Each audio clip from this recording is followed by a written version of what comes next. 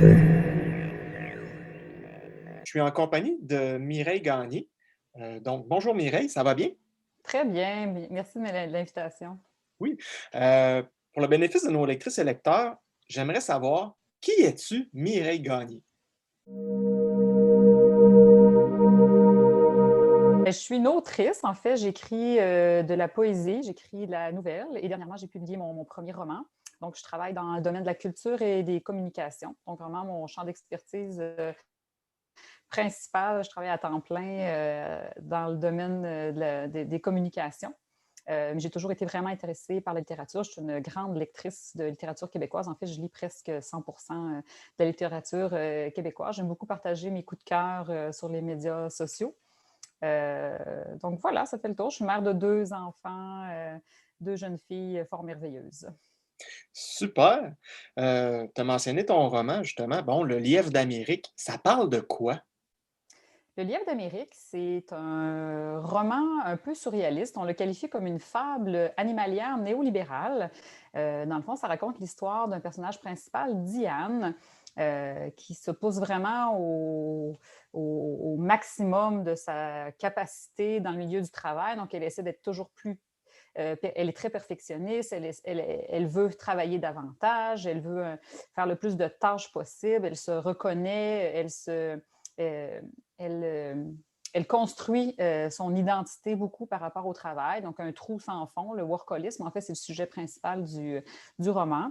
Donc, mais pour devenir encore plus performante, cette chère Diane subit une opération génétique étrange qui n'existe pas encore dans le monde actuel, mais qui la transforme peu à peu en quelque chose d'autre que je ne nommerai pas. Peut-être qu'on va le dire dans le courant de l'entrevue, mais j'essaie toujours de garder un peu de mystère pour que les gens lisent le roman. Donc, elle subit une transformation qui l'amène à modifier son comportement, son corps, surtout sa manière de penser, et qui la ramène un peu dans le passé à ce moment où elle était en fusion avec la nature, quand elle était quand elle était adolescente, qu'elle habitait sur une île au beau milieu du Saint-Laurent, l'île aux grues. Donc, voilà, fait que l'histoire est entremêlée de retour dans le passé, et du moment et les quelques jours suivants son opération qu'elle vient de subir. Donc voilà.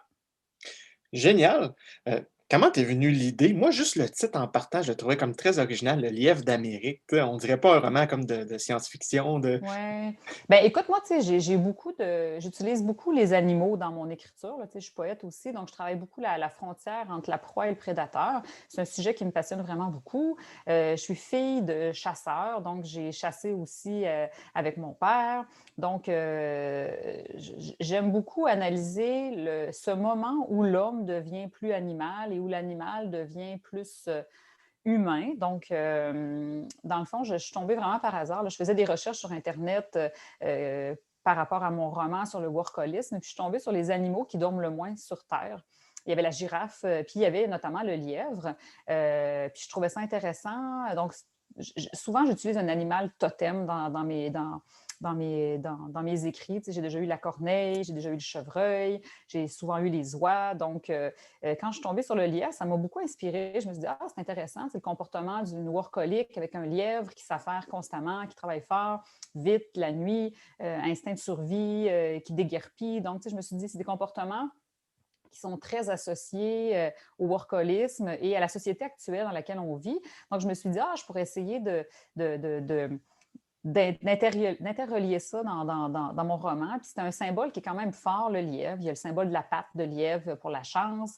Justement, c'est une proie qui est quand même facile à chasser. Donc, je suis allée lier ça avec le personnage de Diane, un personnage, je me suis vraiment amusée. Là. Il y a des parties dans le roman où on les appelle les passages un peu plus documentaires animaliers. Donc, j'ai étudié le comportement du lièvre pendant des semaines. Là. J'ai regardé, je ne sais pas combien de vidéos YouTube. Il y a tellement de gens qui mettent des trucs intéressants sur YouTube.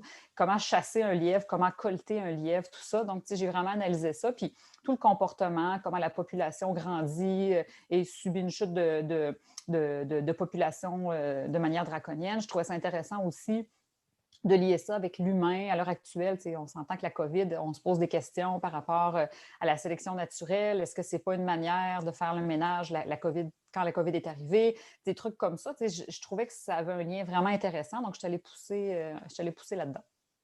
Wow! Le livre d'Amérique, le titre, sincèrement, c'était clair comme de l'eau de roche quand j'ai commencé à lire sur le documentaire animalier que ça allait être le livre d'Amérique. Là. Tu sais, c'était clairement le titre. Je n'ai pas hésité une seconde. Là. C'est ça, il n'y avait pas de doute, là. Non, c'est ça. Ah, super!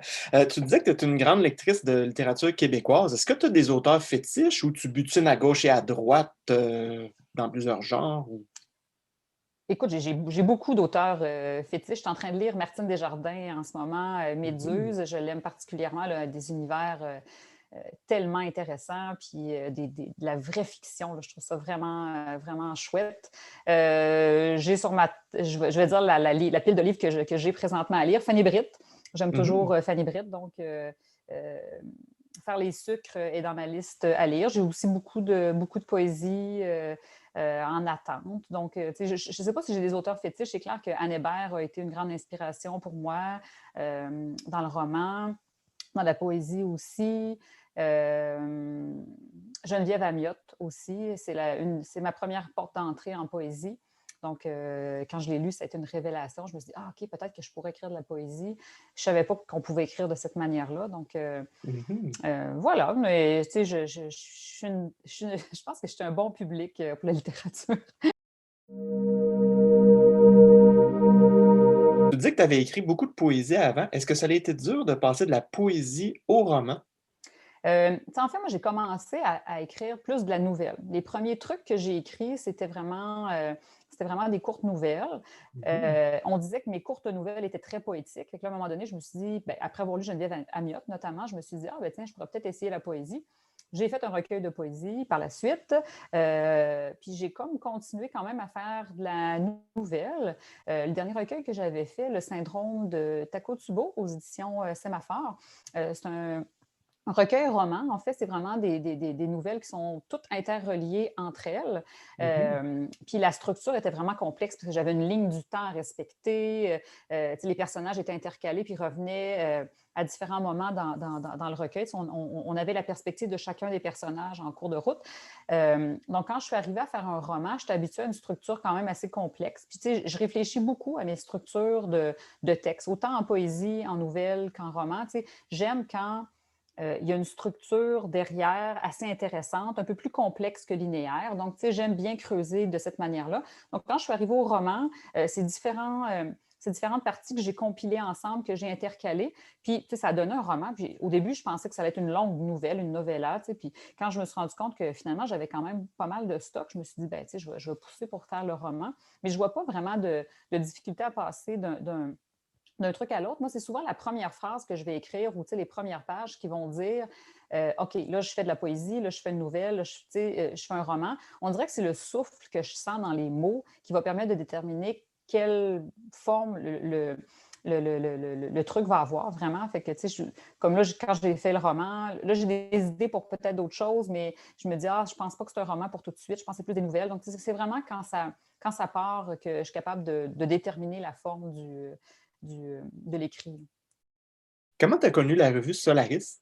Donc, j'ai connu la revue Solaris, en fait, quand j'étais un petit peu plus jeune. Je faisais de la nouvelle. J'ai toujours fait des nouvelles soit surréalistes, avec un peu de réalisme magique. Donc, ça m'intéressait grandement. Donc, j'avais participé à quelques reprises, je pense, au concours de Solaris avec certaines de mes nouvelles. Puis, j'ai toujours trouvé ça super intéressant, comme c'est des lectures qui sortent de l'ordinaire. Donc, ça me plaisait grandement. Mmh. Super. Est-ce que tu as des projets en cours ou pas présentement? La COVID a été quand même accaparante, je trouve. Nous, on a eu les enfants à la maison une bonne partie du temps, donc on faisait l'école à la maison en même temps, puis tout ça. Fait que, puis je venais de terminer, dans le fond, le livre d'Amérique qui est sorti. On l'a terminé peut-être en février, puis j'ai fini au mois de mars à peu près, non, peut-être un peu avant ça. J'ai fini au mois de janvier le recueil de poésie Le ciel en bloc qui vient tout juste de sortir. Donc, je Mmh. pense que après cette période-là, moi, tu sais, j'ai besoin d'un vide, d'un vide d'écriture, puis je ressens le vide aussi. Là. J'ai besoin de le remplir avec de la lecture. Donc, j'ai toujours une période, après, quand je sors des livres, j'ai toujours une période jachère où pendant quelques mois, des fois, je suis absolument même incapable de lire aucun roman. Puis après coup, l'intérêt pour la lecture revient, puis on dirait que mon univers se remplit, puis je suis capable de penser à d'autres idées. Donc, je viens de terminer, je pense, la période de jachère. Là, j'ai commencé à relire, j'ai commencé à avoir quelques idées. Donc, je commence tranquillement à penser à écrire d'autres trucs. Mais c'est clair que ça a été évident pour moi, la période de la COVID, le travail aussi. Puis, le fait d'avoir terminé 2 livres, de se questionner aussi sur la réception des 2 livres, parce que moi, j'ai écrit ces 2 livres-là avant le confinement, avant le COVID. Donc, Mhm. je me questionnais vraiment la réception qu'allaient avoir ces œuvres-là dans un contexte complètement étrange et post-apocalyptique. Oui, Heureusement, oui, ça oui. se passe bien. Je suis contente, là, vraiment. Mes livres sont comme arrivés à un momentum où je pense que ça faisait du bien aux gens de, de les lire, de lire quelque chose qui amène une transformation intérieure. Donc, je suis vraiment, vraiment choyée de ça.